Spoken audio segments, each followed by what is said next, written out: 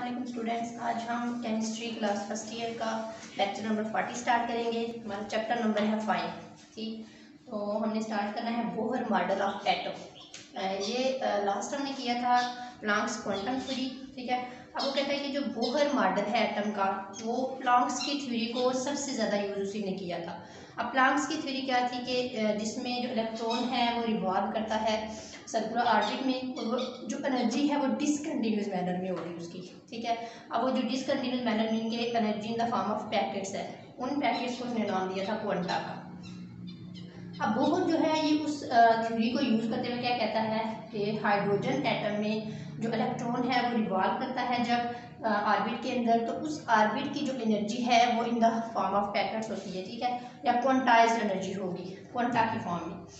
अब उसके जो मेन पास्टुलेट्स हैं कि बोहर की जो पास्टुलेट्स हैं वो क्या थे।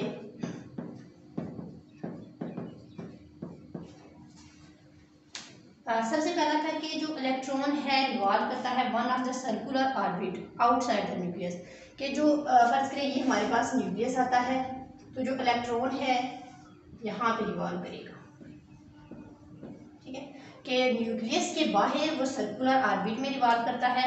अब ये जो ऑर्बिट है जिसमें इलेक्ट्रॉन रिवॉल्व कर रहा है, इसकी एनर्जी फिक्स होगी या क्वांटाइज्ड एनर्जी होगी। ठीक है, उसको हम क्वांटम नंबर का नाम देंगे। ये उसका फर्स्ट पास्टुलेट हो गया। अब दूसरा पास्टुलेट था कि जो इलेक्ट्रॉन है वो अगर एक ही ऑर्बिट में पाया जाए। फर्स्ट ये है कि वो इलेक्ट्रॉन रिवॉल्व करता है, ठीक है, इन सर्कुलर मैनर।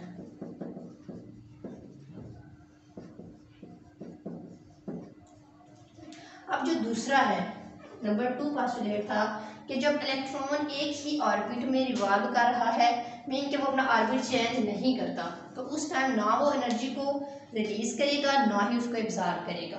ठीक है, एक ही फिक्स ऑर्बिट में।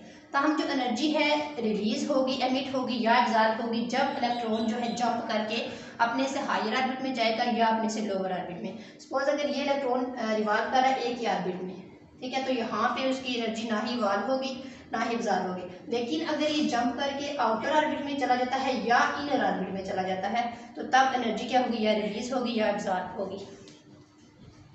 अब ये इलेक्ट्रॉन जो है जब जंप, अब ये नंबर 2 पास्टुलेट हो गया। ठीक है, नंबर 3 है कि जब इलेक्ट्रॉन जंप करता है तो वहाँ पे एनर्जी का चेंज टेक प्लेस होगा। अब जो एनर्जी चेंज है वो किस फॉर्म में होता है, डेल ई की फॉर्म में। ठीक है, अब ये जो डेल ई है ये हो गया energy change equal to E2 minus E1। ठीक है, अब ये जो E2 माइनस E1 है इसको हम लिखते हैं इज इक्वल टू HV। अब ये है हमारे पास जो प्लांक्स की इक्वेशन थी वो।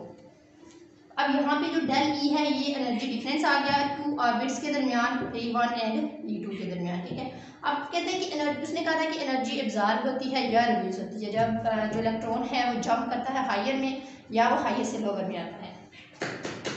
जब एनर्जी एब्जॉर्ब होगी when electron jump to from inner orbit to outer orbit. तो फर्स्ट करिए ये हमारे पास हो गया इनर ऑर्बिट। ठीक है, ये हो गया आउटर ऑर्बिट। अब जब इलेक्ट्रॉन इनर से आउटर की तरफ गया तो एनर्जी क्या होगी, एब्जॉर्ब होगी। ठीक है, और जब वो आउटर से यहाँ से फर्ज करें वो अंदर की तरफ गया तो एनर्जी क्या होगी, एमिट होगी। ये उसका पास्टुलेट नंबर 3 हो गया। ठीक है, अब उसके बाद आता है पास्टुलेट नंबर 4 कि जो उसका एंगुलर मोमेंटम होता है, क्या कि electron revolve only in those orbits having fixed angular momentum, कि जो इलेक्ट्रॉन है उन ही ऑर्बिट में रिवॉल्व करेगा जिनका एक खास एंगुलर मोमेंटम होगा। अब एंगुलर मोमेंटम जो MVR है, इस वैसे तो मोमेंटम होता है P is equal to mv। Angular momentum जब वो सर्कुलर पाथ में, इलेक्ट्रॉन सर्कुलर पाथ में रिवॉल्व कर रहा है, तो वहाँ पे उसका मोमेंटम जो होगा वो एंगुलर मोमेंटम होगा। जो किसी भी ऑर्बिट का एंगुलर मोमेंटम है वो डिपेंड करता है क्वांटम नंबर पे, उसका क्वांटम नंबर क्या है ऑर्बिट का। ठीक है, और ये इंटीग्रल मल्टीपल होता है h/2 पाई के।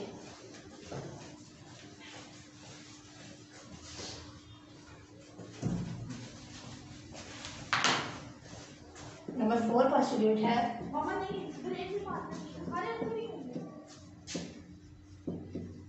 क्या होता है कि जो इलेक्ट्रॉन है उस ऑर्बिट में रिवॉल्व करेगा जिसका एक खास एंगुलर मोमेंटम है।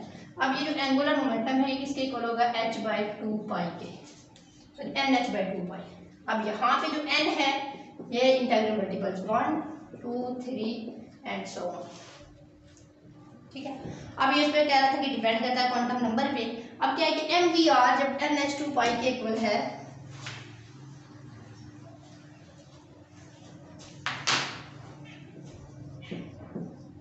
इज इक्वल टू nh/2, ये हो गया एंगुलर मोमेंटम। अब कहते हैं कि जो एंगुलर मोमेंटम की वैल्यूज हैं, फर्ज करें n हमारे पास जब 1 है तो होगा h/2, जब n 2 है 2h/2, जब 3 होगा तो 3h/2। अब कहते हैं कि जो इलेक्ट्रॉन है वो बाउंड है, वो इस बात पे उसको बांधा जाता है कि वो इन्हीं ऑर्बिट्स में ही रिवॉल्व करे और इनके दरमियान में नहीं होना चाहिए। यही वजह है कि उसका जो एंगुलर मोमेंटम है वो भी क्वांटाइज है, मतलब कि उसका खास एंगुलर मोमेंटम होगा कि उसने इन्हीं ऑर्बिट में रिवॉल्व करना है, यहाँ से वो आगे पीछे रिवॉल्व नहीं कर सकता, ठीक है। ये हमारे पास था बोहर का एटॉमिक मॉडल। इसका मैं अब आपको रिवाइज कर देती हूँ कि क्या क्या हमने पढ़ा। कि सबसे पहले जो बोहर था उसने जो प्लैंक्स की थ्योरी थी उसको ज़्यादा से ज़्यादा यूज़ किया था, ठीक है। अब वो क्या कहता था कि जो इलेक्ट्रॉन है, फर्ज करें हाइड्रोजन एटम की हम लेते हैं तो उसके बाहर इलेक्ट्रॉन रिवॉल्व करेगा, ठीक है। जब वो इलेक्ट्रॉन रिवॉल्व कर रहा होता है तो उसकी एक खास एनर्जी होती है उस ऑर्बिट की, वो energy in the form of packets या क्वांटम की फॉर्म में, उसका एक खास क्वांटम नंबर होता है। अब उसके जो मेन पास्टुलेट्स थे वो क्या थे कि फर्स्ट पास्टुलेट ये था कि जो इलेक्ट्रॉन है वो सर्कुलर ऑर्बिट में रिवॉल्व करता है, अब उस ऑर्बिट का एक खास क्वांटम नंबर होता है, ठीक है। फिर उसने कहा कि जो इलेक्ट्रॉन अगर एक ही ऑर्बिट में रिवॉल्व करता है तो वहाँ पे ना वो एनर्जी को एब्जॉर्ब करेगा ना ही उसको रिलीज करेगा, मतलब कांस्टेंट रहेगी एनर्जी। अब एब्जॉर्ब या रिलीज कब करेगा, जब वो आउटर से इनर की तरफ जाएगा या इनर से आउटर की तरफ जाएगा। अब कहते हैं कि जो इलेक्ट्रॉन जंप करता है तो वहाँ पे एनर्जी का चेंज आता है, वो एनर्जी चेंज डेल ई की फॉर्म में होता है। अब del E is equal to E2 minus E1 is equal to HV, H वहाँ पे प्लैंक्स क्वांटम हमारे पास प्लैंक्स का कांस्टेंट था, ठीक है।